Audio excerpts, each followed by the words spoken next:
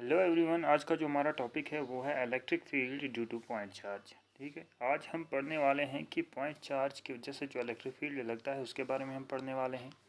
तो इसमें हम एक चार्ज लेंगे, यहाँ पे जो हमने चार्ज प्लस क्यू लिया है इसको हम पॉइंट चार्ज मानते हैं। ठीक है, और यहाँ पे एक टेस्ट चार्ज लेते हैं जिसको हमने क्यू नॉट माना है। ठीक है, तो इस टेस्ट चार्ज पे इस पॉइंट चार्ज की वजह से जो इलेक्ट्रिक फील्ड लगेगा उसके बारे में हम पढ़ने वाले हैं। अब यहाँ पे ये चार्ज जो है ये पॉजिटिव है, ये भी पॉजिटिव है, दैट मीन्स सिमिलर चार्जेस हैं।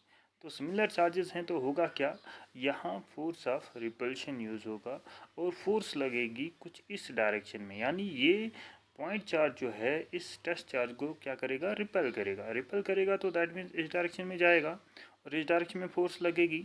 तो अगर फोर्स इस डायरेक्शन में लगेगी तो इलेक्ट्रिक फील्ड की जो डायरेक्शन होगी वो भी इसी डायरेक्शन में होगी।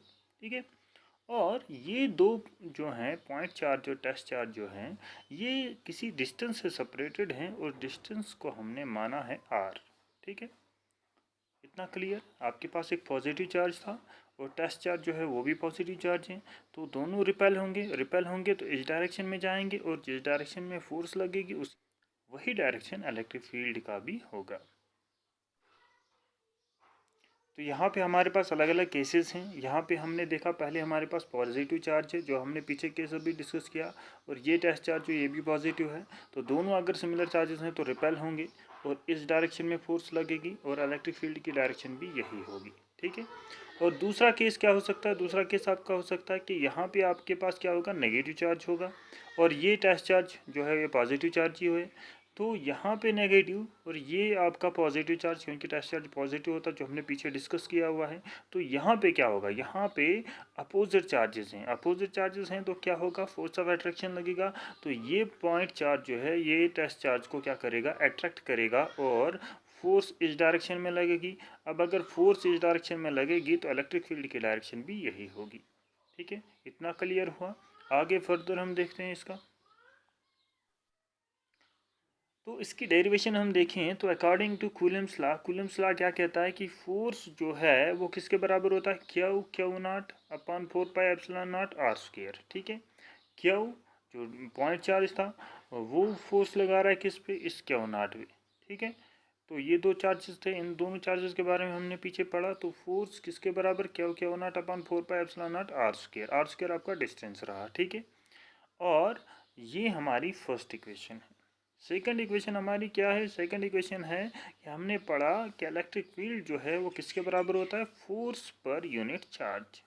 ठीक है, किसके बराबर होता है, फोर्स पर यूनिट चार्ज। ये सेकंड इक्वेशन है हमारे पास। तो उसके बाद क्या करेंगे हम, पुट फर्स्ट इन सेकंड। ये इक्वेशन फर्स्ट सेकंड में हम पुट करेंगे तो हमारे पास क्या होगा, जब इसको आप सेकंड इक्वेशन में पुट करेंगे तो हमारे पास क्या आएगा, ई। ठीक है, E electric field is equal to F. यहाँ पे एफ दिया है ना, तो एफ की वैल्यू पुट करो तो एफ की वैल्यू क्या है, q naught upon 4 pi epsilon naught r square. तो वही हमने लिखा q naught upon 4 pi epsilon naught r square. ठीक है, अपॉन क्यू नॉट, तो क्यू नॉट यहाँ फिर से नीचे आएगा क्योंकि इस फोर्स के यहाँ डिनोमिनेटर में आपको दिखेगा क्यू नॉट, तो यहाँ पे भी वो हम पुट करेंगे। अब होगा क्या कि ये क्यू नॉट और ये क्यू नॉट जो है ये कैंसिल आउट हो जाएगा, तो हमारे पास क्या बचा, ऊपर हमारे पास बचा क्यू, तो हमने लिखा क्यू, नीचे क्या बचा 4 pi epsilon naught r square और आर यूनिट वेक्टर क्यों लगाया हमने, क्योंकि हमारे पास ये इलेक्ट्रिक फील्ड जो है वेक्टर क्वांटिटी है।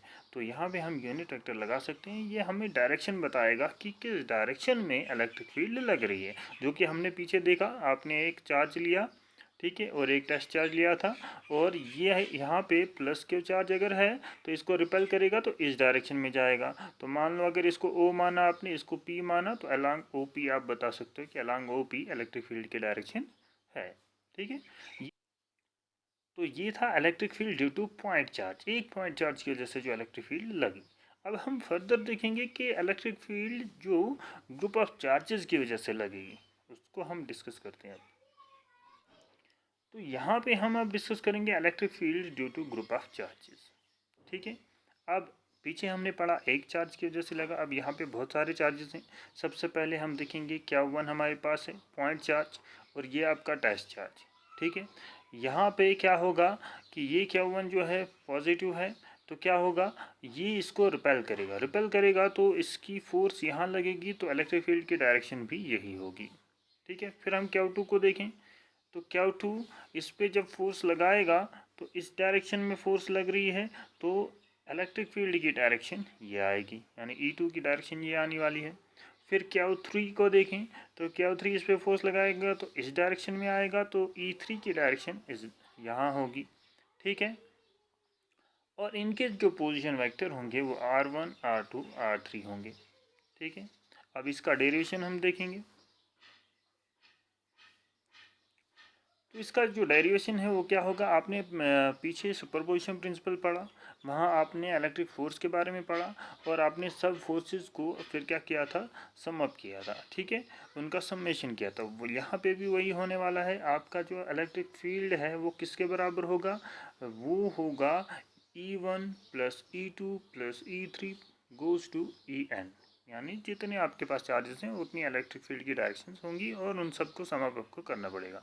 आपका E1 जो है किसके बराबर है, अब आप पीछे जो हमने मैथमेटिकल एक्सप्रेशन देखा पॉइंट चार्जेस की वजह से, वो क्या निकला था, वो निकला था Q upon 4 pi epsilon not R square और यूनिट वेक्टर उसका, और वहाँ पे क्यू की वजह से फोर्स लग रही थी और एक ही पॉइंट चार्ज था हमारे पास, तो उसकी वजह से ये मैथमेटिकल एक्सप्रेशन निकला था। अब अगर आपके पास अलग अलग चार्जेस हैं तो क्या होगा, इस मैथमेटिकल एक्सप्रेशन में कुछ चेंजेस आएंगी। क्या, इस क्यू की जगह आपको क्या लिखना पड़ेगा, यहाँ पे Q1 आएगा, क्योंकि अब हम Q1 के बारे में बात कर रहे हैं।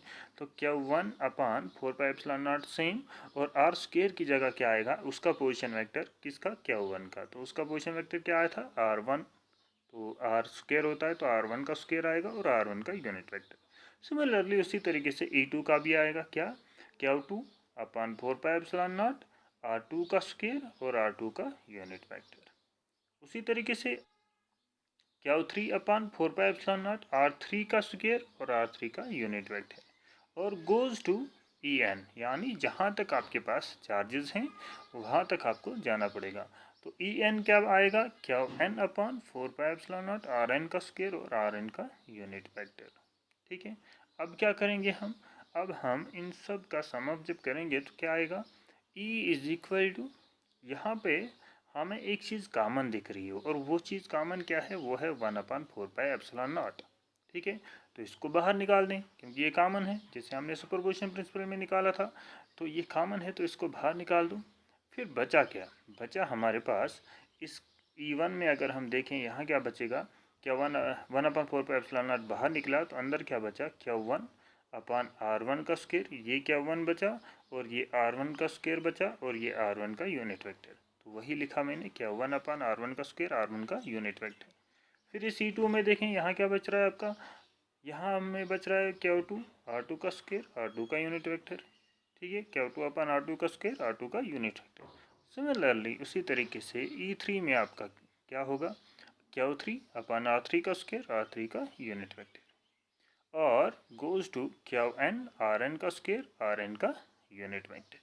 तो ये हमारे पास निकला electric field due to group of charges, यानी इलेक्ट्रिक फील्ड इंटेंसिटी जो ग्रुप ऑफ चार्जेस की वजह से हमारे पास निकल के आई, उसका मैथमेटिकल एक्सप्रेशन ये। इसको आप एक्सटेंड भी कर सकते हैं जैसे हमने सुपरपोजिशन प्रिंसिपल में किया था, फिर आप सम्मेशन लगा सकते हैं, तो वो कुछ इस तरीके से आएगा, सम्मेशन कहाँ, iota is equal to 1 to n।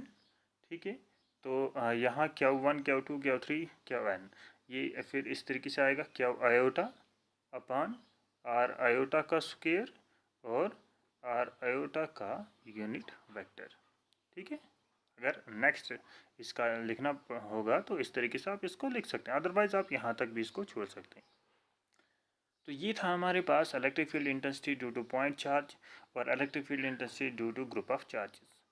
फिर भी अगर आपको इस टॉपिक में कहीं भी कुछ भी क्वेरी हो तो आप कमेंट सेक्शन में लिख सकते हैं। Thank you.